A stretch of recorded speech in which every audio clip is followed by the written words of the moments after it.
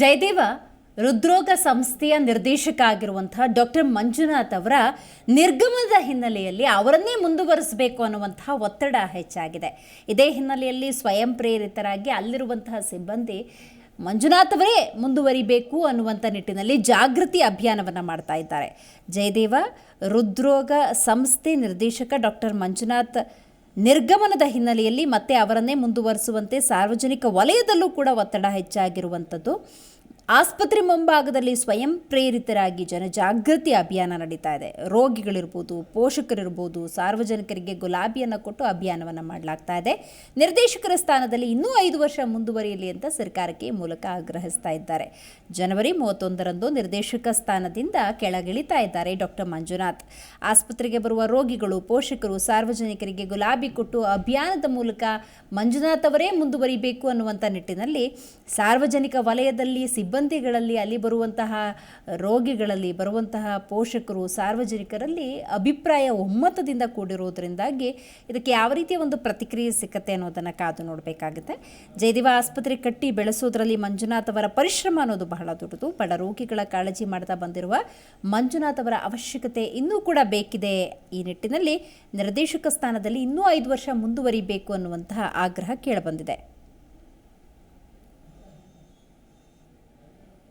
ನಮ್ಮ ಜಯದೇವ ಸಂಸ್ಥೆಯ ನಿರ್ದೇಶಕರಾದಂಥ CN ಮಂಜುನಾಥ್ ಅವರು ನನಗೆ ವೈಯಕ್ತಿಕವಾಗಿ ಮತ್ತು ಎಲ್ಲ ರೀತಿಯೂ ಈ ನಮ್ಮ ಬಡ ರೋಗಿಗಳಿಗೆ ಯಾವ ರೀತಿ ಸಪೋರ್ಟ್ ಮಾಡಿದ್ದಾರೆ ಅಂದರೆ, ನಾನೊಂದು 25 ವರ್ಷ, ಒಂದು 18ರಿಂದ 20 ವರ್ಷದಿಂದ ನಮ್ಮ ತಂದೆಯಲ್ಲಿ ಕರ್ಕೊಂಡ್ಬಂದು ಅಡ್ಮಿಟ್ ಮಾಡಿದ್ದು.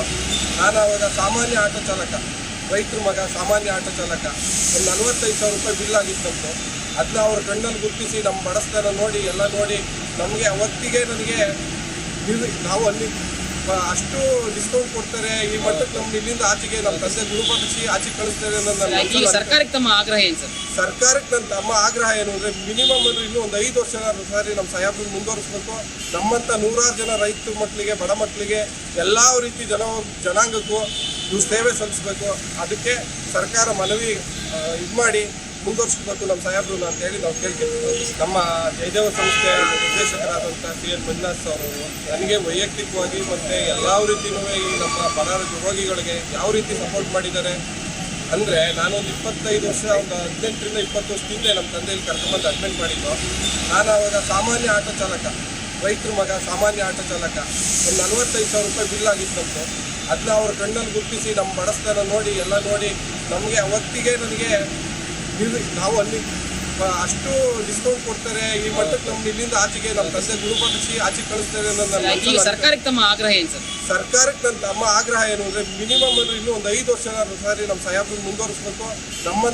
ನಿಮ್ಮ ಜಿ ಕನ್ನಡ ನ್ಯೂಸ್ ಚಾನೆಲ್ ಈಗ sun direct number 292, U digital number 162, city cable number 51, GTPL number 17, Abhishek cable number 821, Rockline telecommunication number 51, Shri Basaveshwara cable number 60, Vinayaka digital number 53 ನೆಟ್ವರ್ಕ್ಗಳಲ್ಲಿ ಲಭ್ಯ.